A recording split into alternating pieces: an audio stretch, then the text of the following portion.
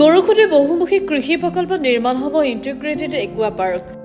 এই একুৱা পাৰ্কখন ভাৰ্চুৱেলি শিলান্যাস কৰে কেন্দ্ৰীয় মন্ত্ৰী ৰাজীৱ ৰঞ্জন সিঙে। প্ৰায় ৩৩ কোটি টকা ব্যয় সাপেক্ষে নিৰ্মাণ কৰা হ'ব ইণ্টিগ্ৰেটেড একুৱা পাৰ্কখনৰ। ইতিমধ্যে এই পাৰ্কখনৰ বাবে ৬৩৫ বিঘা গৰুখুটি কৃষি প্ৰকল্পৰ ভূমি হস্তান্তৰ কৰা হৈছে ভাৰত চৰকাৰক। প্ৰকল্পৰ ৪ নং কেম্পত অনুষ্ঠিত কৰা এই ভাৰ্চুৱেল সভাখনত উপস্থিত থাকে দৰং ওদালগুৰিৰ সাংসদ দিলীপ শইকীয়া, স্থানীয় বিধায়ক পৰমানন্দ ৰাজবংশী, জিলা আয়ুক্ত পৰাগ কুমাৰ কাকতি, মীন নিগমৰ অধ্যক্ষ গুৰুজ্যোতি দাসৰ লগতে দৰং জিলা মীন বিভাগৰ বহু কেইগৰাকী বিষয়া। উল্লেখযোগ্য যে শীঘ্ৰেই এই আঁচনি কামৰ শুভাৰম্ভণি হ'ব বুলি উল্লেখ কৰে সাংসদগৰাকীয়ে।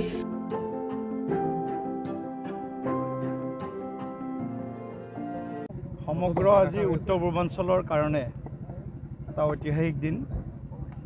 আমাৰ বিশেষকৈ মৎস্য উৎপাদনৰ ক্ষেত্ৰত প্ৰধানমন্ত্ৰী নৰেন্দ্ৰ মোদী ডাঙৰীয়াৰ যি সপোন, মৎস্য উৎপাদনত আমি আত্মনিৰ্ভৰ হ'ব লাগে।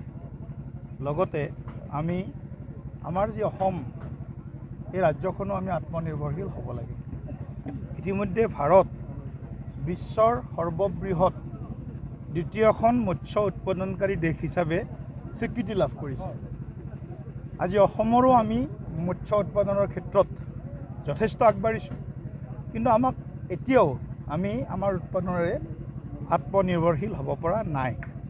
সেয়েহে প্ৰধানমন্ত্ৰী মৎস্য সম্পদা যোজনাৰ যি এক অভিলাষী আঁচনি PMMSY, প্ৰধানমন্ত্ৰী মৎস্য সম্পদা যোজনা, ইণ্টিগ্ৰেটেড একুৱা পাৰ্ক এখন আমি গৰুখুটিত প্ৰায় ৩৩ কোটি টকাৰে আমি আজি আধাৰশিলা স্থাপন কৰিছোঁ।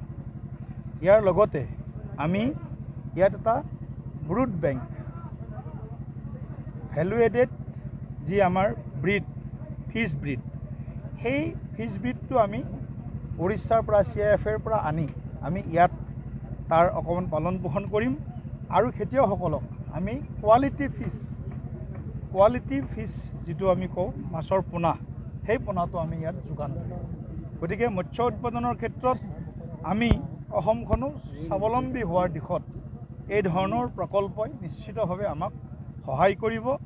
আৰু মুখ্যমন্ত্ৰী ডক্টৰ হিমন্ত বিশ্ব শৰ্মা ডাঙৰীয়াই গৰুখুটি প্ৰকল্পৰ কাৰণে এই যি আমাৰ প্ৰকল্পত অনুমোদন দিলে, প্ৰধানমন্ত্ৰী নৰেন্দ্ৰ মোদী ডাঙৰীয়াই আমাক যি প্ৰকল্প দিলে ৩৮ কোটি টকাৰে দুটা প্ৰকল্প, ব্ৰুড বেংক আৰু একুৱা পাৰ্ক, যিখন এই কাৰণে আমি প্ৰধানমন্ত্ৰী নৰেন্দ্ৰ মোদী ডাঙৰীয়া আৰু মুখ্যমন্ত্ৰী ডক্টৰ হিমন্ত বিশ্ব শৰ্মা ডাঙৰীয়াক বিশেষভাৱে ধন্যবাদ জ্ঞাপন কৰিছোঁ। ইয়াত প্ৰায় ৫০টামান ইয়াৰ বিভিন্ন কম্পনেণ্টছ থাকিব। মানে ফিচাৰীৰ পৰা, হেটচাৰীৰ পৰা আৰম্ভ কৰি ইয়াত আমাৰ ফিড মিল হ'ব।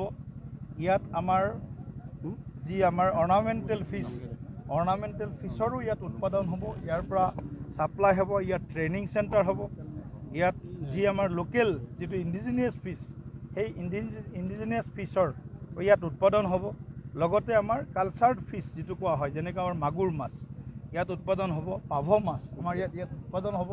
এনেধৰণে ভেৰাইটি, কুচিয়া, যিবিলাক অতি পুষ্টিকৰ যিবিলাক মাছ আছে, এই অতি পুষ্টিকৰ মাছবিলাক থলুৱা আৰু আজিৰ দিনৰ যিটো প্ৰয়োজন, এই গোটেইবিলাক কথা ইয়াতে আমাৰ সমাগত এটা বছৰত আমি গোটেই কামখিনি যিমান দূৰ পাৰোঁ সিমান দূৰ আমি আগবঢ়াই লৈ যোৱাৰ কাৰণে আমি আগবাঢ়িছোঁ।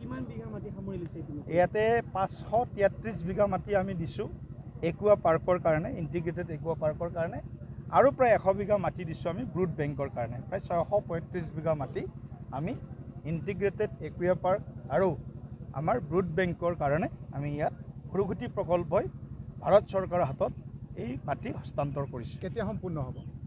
লাগিব ২ বছৰ, হয়তো পূৰা কামখিনি হওঁতে ২টামান বছৰ লাগিব। আৰু ইয়াত আপোনালোকে জানে বাৰিষা কালত ইয়াত কামবিলাক ভালকৈ কৰিব নোৱাৰে।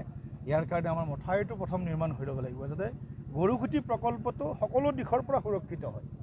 ৪০ কোটি টকাৰে মথাউৰি নিৰ্মাণৰ কাম আৰম্ভ হৈছে, দলঙৰ নিৰ্মাণৰ কাম আৰম্ভ হৈছে গৰুখুটি প্ৰকল্পত অহাৰ কাৰণে।